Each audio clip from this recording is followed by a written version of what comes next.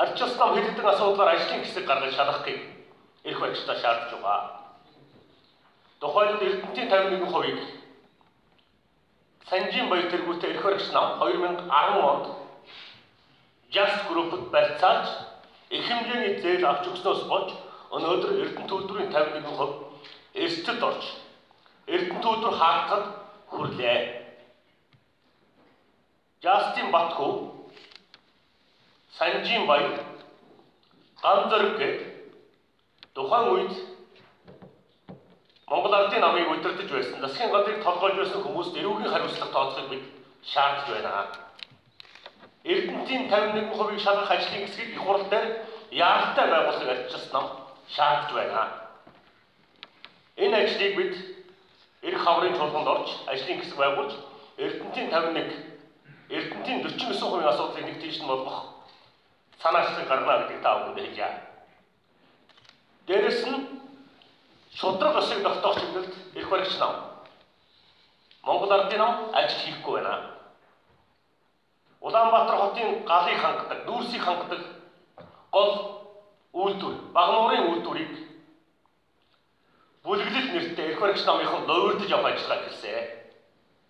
Лицензтэй талбайхын гадуур дахиж давхар лицензтэй талбай авах замаар тэр талбайгаас Багнуурт дүүрс нийлүүлэх замаар их хэмжээний өрөнд Багнуурын үйлдвэрийг оруулж өнөөдөр шүүхтэр тэр өрөндөө Багнуурын үйлдвэрийг хувьцаад ловирын бүлэглэл авах гэж байна. Энэ ловирын үйл ажиллагааг таслан зогсоож арчилсан нам эрх баригчдаар шаардж байгаа. Тодорхой арга хэмжээ өнөөдрийн хүртэл авахгүй байна. Мяат гэдэг компаниас олон сая доллар гадагшаа хууль бусаар гарлаа. Энийг зогсоо гэдэг шаардлагыг арчилсан нам эрх баригчдад тавьж байна. Оригтой шийдвэрт арга хэмжээ авахгүй байна. Төрийн өмчт үйлдвэр болгон дээр хулгай ловир хэрэгсэлтэй. Эрх баригч нам хулгайчид ловирчдтай хамтарч тэднийг өмөөрөх хамгаалах хандлагатай байна.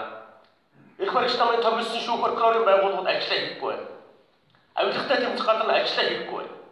Арчилсан нам энэ болгоныг ард түмэндээ үннийг хэлж эрх баригчдыг шахаж шаардаж шудраг ёсыг тогтоохын тулд ажиллана гэдгийг та бүхэндээ дуулгая. Баярлалаа.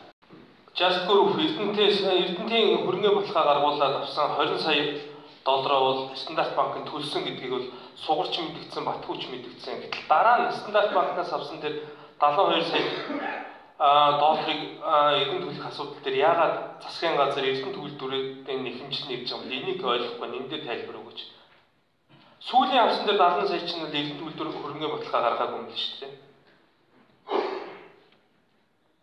За Эрдэнэтийн 51% бол би өчигдөр улсын хурал дээр хэлсэн. Мөнгө угаалтын шинжтэй харагдаж байна. 2010 онд засгийн газар баталгаа гаргаж өгч Justийн Батхүүгээр их хэмжээний зээлийг Эрдэнэтийг барьцаанд тавьж гадны банкнаас авсан. Тэр мөнгөө улс төрчид хувааж авч хувийн бизнестэй сонгуульд улс төрийн зорилгоор хөрөнгө оруулалт хийсэн гэдэг мэдээллүүд ихэрч байна. Justийн Батхүү яг тэр мөнгөө өөрөө авч хэрэглэсэн үү? Санжийн Баяр талын авч Америкт офшор хаус болгосон уу гэдэг асуудлыг судлах ажлын хэсгийг бид гаргана. Энэ бол ажлын хэсэг гарч ээж эрх баригч намын хилээд байгаа нууц гэдэг материалуудтай танилцж байж бид олон түмэнд бодит мэдээлэл өгнө гэж та бүхэнд хэлэх байна. Хурцын асуудлын тухай сэтгүүлч асуулаа. Арчилсан намын бүлгийн дэд даргын хувьд би хийх ёстой ажлаа хийсэн. Улсын их хурал дээр хурцэгдэг албан тушаалтантай холбоотой 10 гаруй гомдол өргөдөд ирсэн.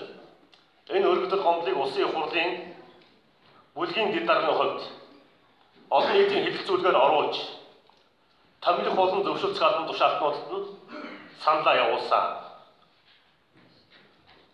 Монгол улсын ерөнхийлөгч хурцыг томилох асуудлыг түлхэлзүүлсэн байна. Түр зогсоосон байна.